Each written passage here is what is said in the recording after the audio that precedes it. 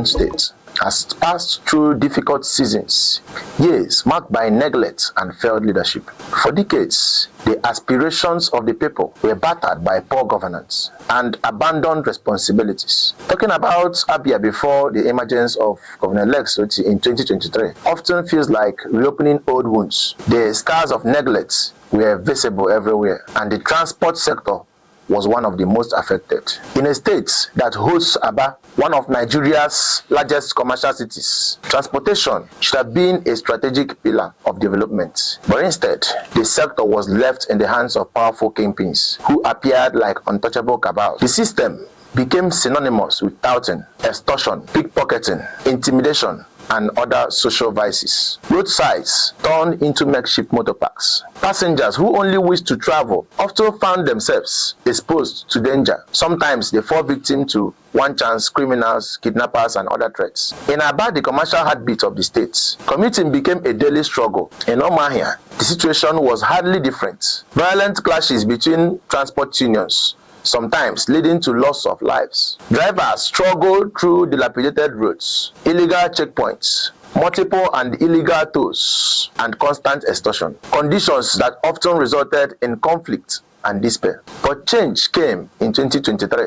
During his inauguration, Governor Otti made a firm commitment to overhaul the transport sector in Abia State. He promised road reconstruction, the introduction of modern mass transit, and the development of improved transport infrastructure. Because, in his words and vision, transport is key to economic growth and business expansion. Today, those promises are gradually becoming reality. Roads that were once impassable are now being reconstructed and made motorable and accessible. Beyond roads, a bigger idea was introduced in the states, the Abia Public Transport Urban Renewal Program. This initiative was designed to modernize and organize the transport system in Abia State, reduce traffic congestion and roadside motor parks, improve safety and comfort for commuters, and stimulate economic activities through the development of modern transport terminals and a structured public transport network. The program began with the first phase in Abia and expanded into the second phase in Umuahia. At the heart of this transformation stands the Umuahia Central Bus Terminal. The terminal represents a bold dream, an ultra-modern, organized, and efficient transport complex designed to replace the chaotic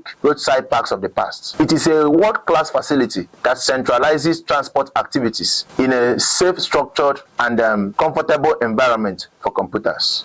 The Abia Green Shuttle. The Green Shuttle is part of the same urban renewal vision with an initial fleet of 20 buses already in operation and more expected to bring the total to 100. Supporting this system are the modern bus terminals alongside digital payment platform and the Abia Connect smart transport card. To provide deeper insight into this initiative, we can now hear from the Commissioner for Transport, Honorable Chimezie Ukebu, as he shares his perspective on the Umuahia Transport Terminal and the Abia Green Shuttle buses. Yes, it's a one-stop transport hub, or what we may call a multimodal transport system, where a situation where the passengers, once you enter into this centralized park, you'll be able to get any mode of transport you want to travel with. Yeah, like I said, it's a centralized parking system. We have a centralized parking system. Yeah, if you look at the other side, all the parks you can see in Umuahia, you have so many proliferations of parks. We're going to centralize every one of them. They will all be assembled in this place. That will be their loading bay and the parking bay. While they're there, the passengers will go in, obtain their tickets, and then it will be announced.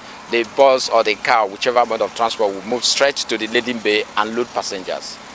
Yeah, of course, the electric bus is to transport our people from one location to another. And of course, that was why we made it so comfortable. It's a convenient way of traveling. And the little buses, initially when we rolled out in December, 22nd to be precise, but we started 24th. It was free. We were offering free transport, but we transited from free transportation to fare collection by March 1st. And of course, the fares are quite subsidized to make sure that it's well obtainable by every one of us. But now, I want to tell you the mode of payment is cashless mode of payment. The use of smart cards is called Abia Connect. That's the sample. All we need to do is, these cards are issued out free of charge. We have our agents stationed all over. So you go there, obtain this card. But for you to have this card, you must have your absent. Okay, we have the loading bays, about up to 18 loading bays, where the buses or the cars will be loaded. We also have inside there, you have escalator. We also have shops and eateries. Next, let's hear from the Abia State Chairman of the National Union of Road Transport Workers, Comrade Chukwu Mazode, as he speaks on the views of transport unions and commuters regarding the modernized transport system. We all are very happy. And Abia in the issue of motor union in other states, all the existing motor unions in other states are happy with this current administration. Because for the past 2 years now, I am a mechanic for instance, who are very close, the whites back before.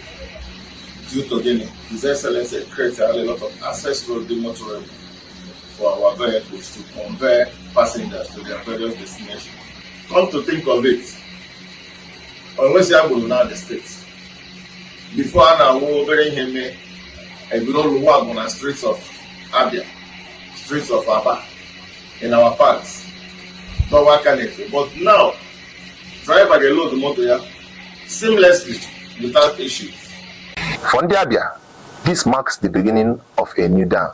While the Umuahia terminal is set to redefine transportation in the state capital, anticipation continues to grow for the completion of the Abia terminal and other transport terminals planned across the states.